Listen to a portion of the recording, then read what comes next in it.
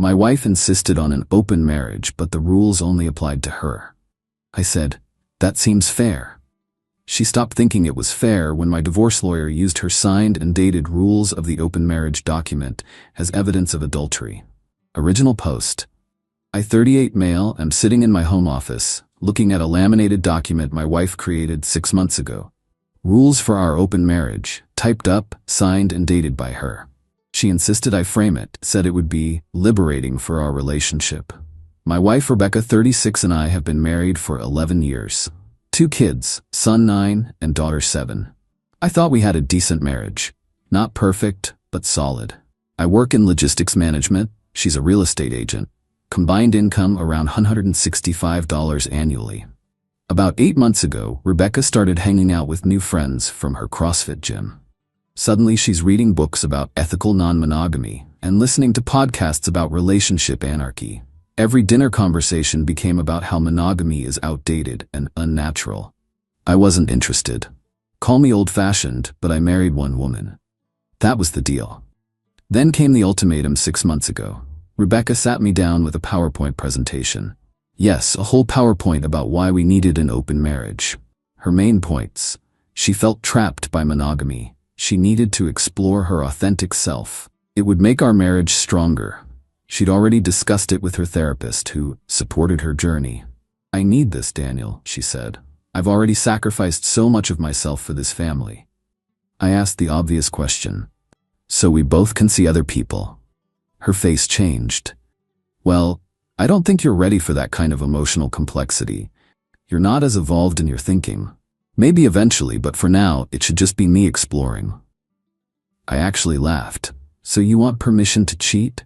"It's not cheating if we agree to it. God, you're so closed-minded. This is why I need this. You don't understand me anymore." She cried, said I was suffocating her, threatened that without this, she couldn't guarantee our marriage would survive. Even mentioned that her lawyer friend Stephanie said she'd get primary custody if we divorced because she's the more involved parent. I was floored. But I also knew Rebecca. When she wants something, she bulldozes until she gets it. And I was tired, so tired of fighting. "Fine," I said. "But if we're doing this, I want rules, written down, official." Her face lit up. "Yes, of course, I'll draft something tonight." She spent 3 days creating her rules for our open marriage document. Some highlights. 1. Rebecca has freedom to explore connections with others. 2. Daniel will remain monogamous until Rebecca determines he's emotionally ready. 3. Rebecca's activities are private and not to be questioned. Daniel continues all household and financial responsibilities. 5. This arrangement is confidential. No discussing with family friends. 6. Rebecca requires 2 nights per week for self-exploration. 7. Daniel provides childcare during Rebecca's personal time. 8. Joynances continue to support Rebecca's journey, new clothes, gym membership, etc. She actually printed it on fancy paper. Had us both sign and date it. September 15th, 2024.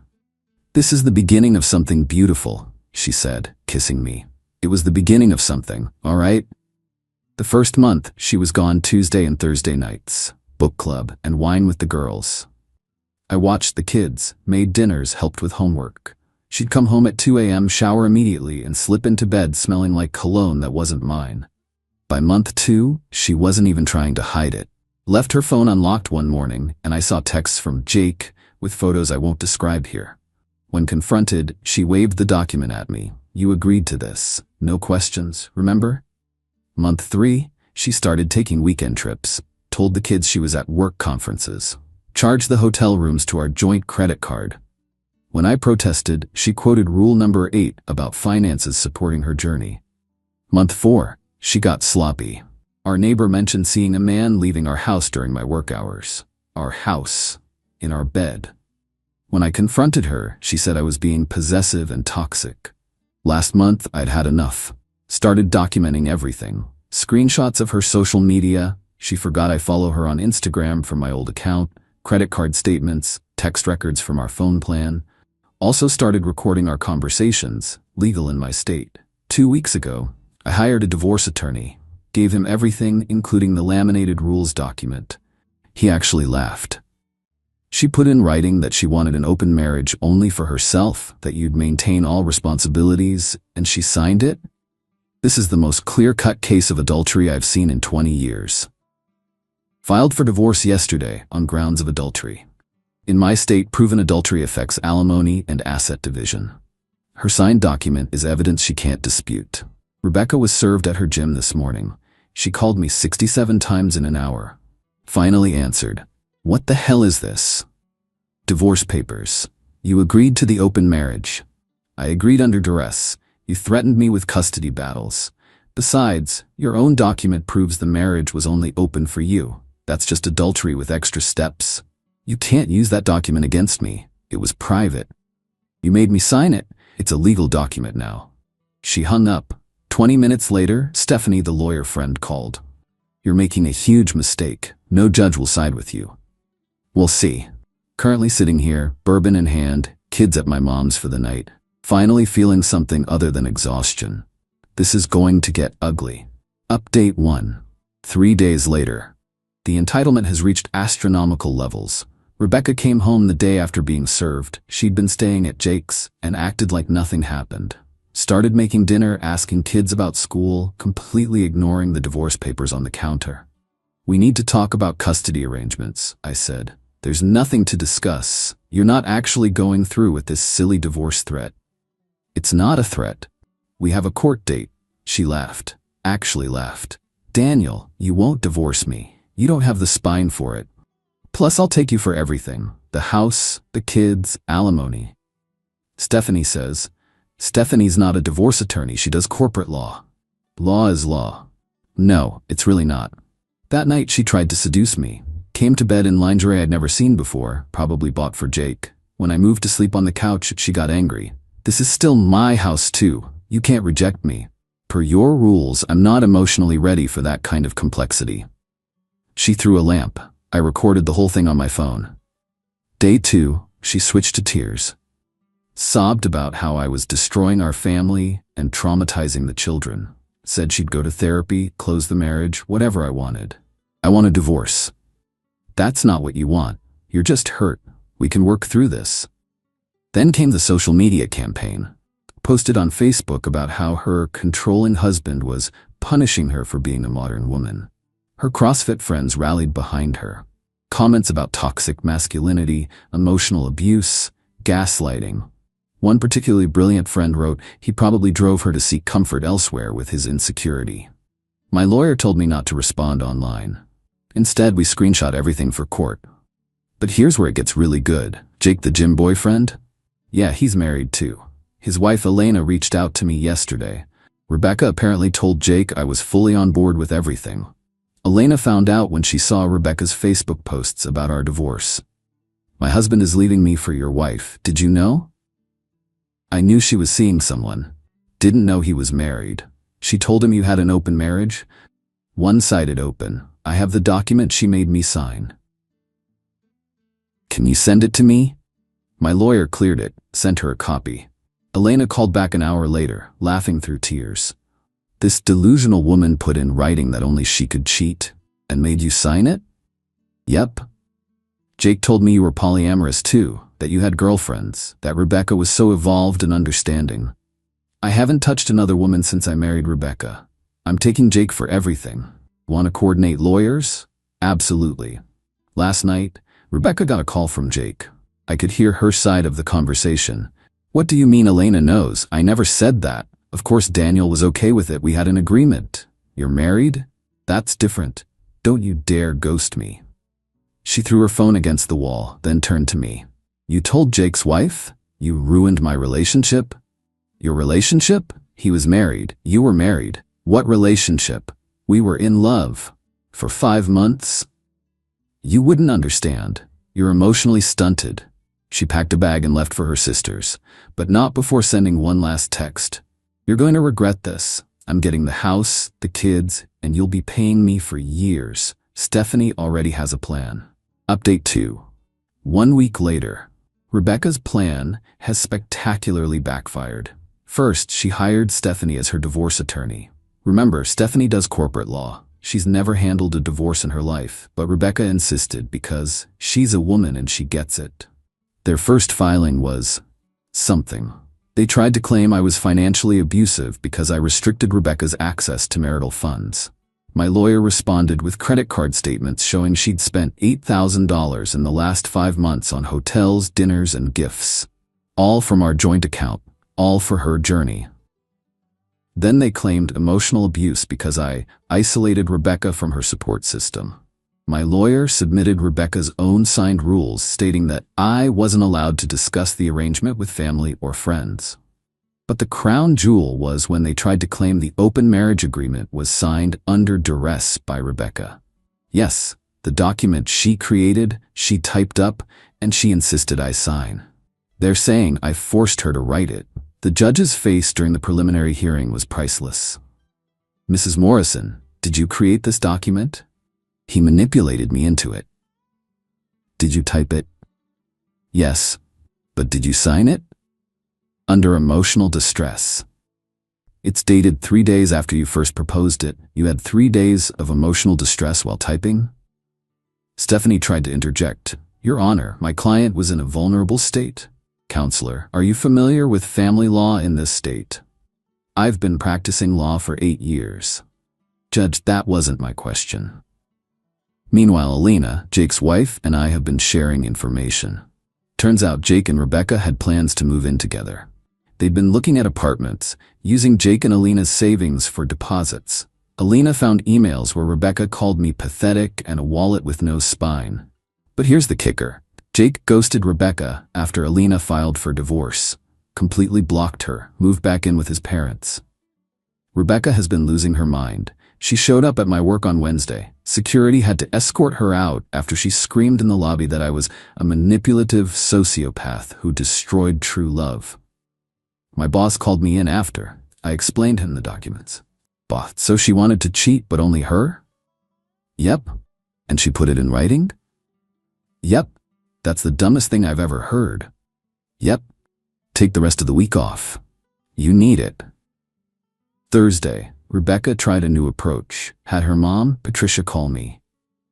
"Patricia. Daniel, sweetie, Rebecca is devastated.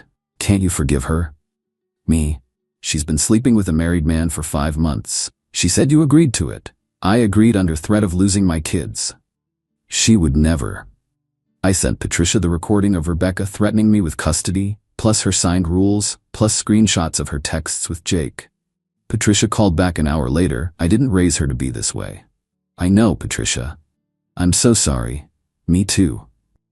Rebecca found out her mom sided with me and went nuclear. Posted on Facebook that her entire family has been brainwashed by her abusive ex, that her own mother was a victim of internalized misogyny. Her sister commented, "Rebecca, you literally cheated. In writing. Stop." Rebecca blocked her entire family. Update 3. 2 weeks later, the temporary orders hearing was yesterday. Rebecca showed up dressed like she was going to a funeral, probably for dramatic effect. Stephanie wore a suit that screamed, "I Googled divorce court outfit this morning." My lawyer presented our case. The signed, open marriage agreement, credit card statements showing thousands spent on her affair, text messages between Rebecca and Jake, social media posts where she admitted to the relationship, the recording of her threatening custody. If I didn't agree. Stephanie's counter was essentially, "But she's a woman exploring her sexuality. This is discrimination." The judge looked tired. "Judge, Miss Stephanie, are you arguing that adultery doesn't apply if someone is exploring?" Stephanie, in modern relationships, this is a legal proceeding, not a philosophy class. Your client admitted, in writing, to adultery. Then came custody discussion. Rebecca demanded primary custody because she's been the primary caregiver. My lawyer, Mr. Morrison, has been sole caregiver every Tuesday and Thursday for 6 months, plus weekends when Mrs. Morrison was on trips. We have daycare records showing Mr. Morrison did all drop-offs and pickups during this period. Rebecca whispered furiously to Stephanie, who stood up. Those were temporary arrangements. Judge, temporary arrangements that lasted half a year? The temporary orders. 50-50 custody. I keep the house, I pay the mortgage from my salary anyway. Rebecca gets her car and personal belongings, joint accounts frozen except for child expenses, no alimony to either party during proceedings. Rebecca lost it, started crying in court about how she gave up her career for the family. Mrs. Morrison, you're currently employed as a real estate agent? Part-time. Your license shows full-time status. Your website advertises 24/7 availability. That's different. Judge, how? No answer. After court, Stephanie cornered my lawyer in the parking lot. This isn't over. We're filing appeals. My lawyer. On what grounds? Discrimination, sexism, emotional abuse. My lawyer. Good luck with that. But the real entertainment came that evening. Rebecca called from her sisters. Apparently they made up. I'm pregnant. My stomach dropped, then my brain kicked in. Whose? Yours, obviously. Rebecca, we haven't had sex in 4 months. It happened before then. You're claiming to be 4 months pregnant with no signs while posting gym selfies with abs last week? Click. She called back an hour later. Okay, it's Jake's, but you should raise it for the family. Absolutely not. You're abandoning a child. Not my child. You're so selfish. Goodbye, Rebecca. Forwarded that recording to my lawyer too. He says it's gold for court. Update 4. 3 weeks later. Jake's wife Elena has become my unexpected ally in this circus. We meet for coffee weekly to compare notes and laugh-cry about the absurdity. Elena discovered that Jake and Rebecca had created a joint Pinterest board called Our Future Home, where they planned their life together, including a section on blending families with tips on introducing kids to new partners. They'd been together 5 months, but here's the twist. Rebecca's pregnancy claim? Complete lie. Jake had a vasectomy 3 years ago. Elena has the medical records. When Rebecca kept insisting she was pregnant with Jake's baby, Elena sent her the documentation. Rebecca's response?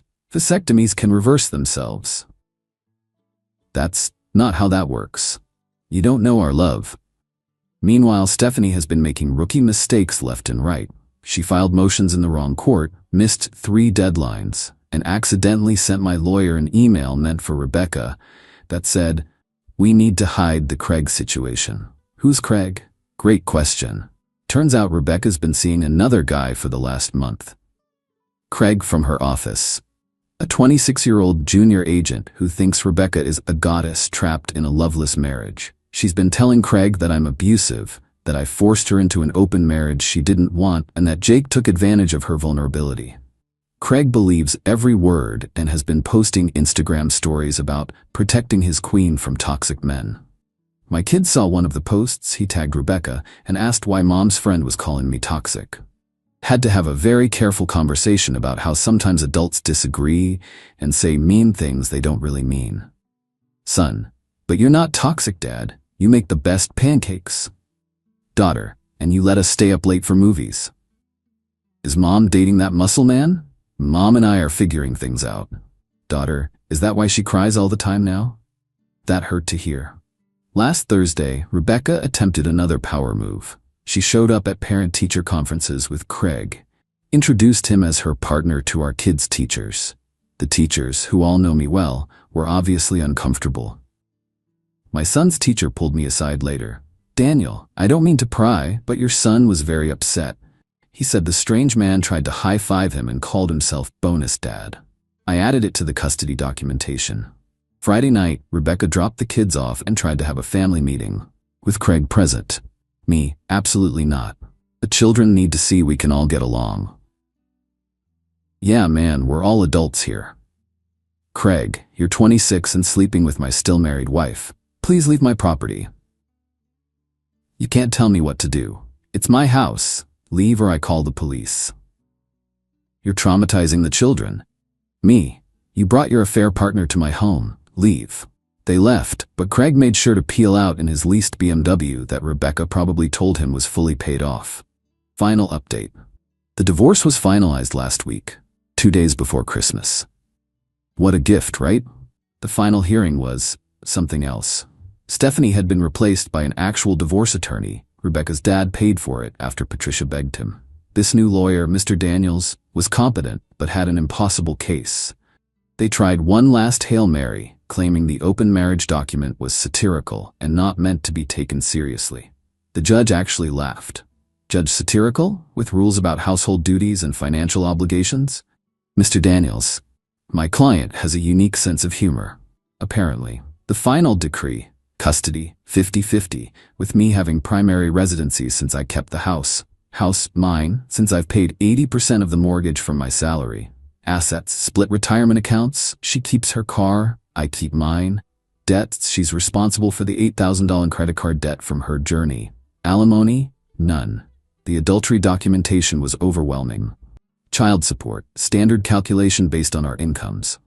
Rebecca was devastated. She genuinely believed she'd get the house, primary custody, and alimony. The entitlement was staggering. Outside the courthouse, "You've ruined my life.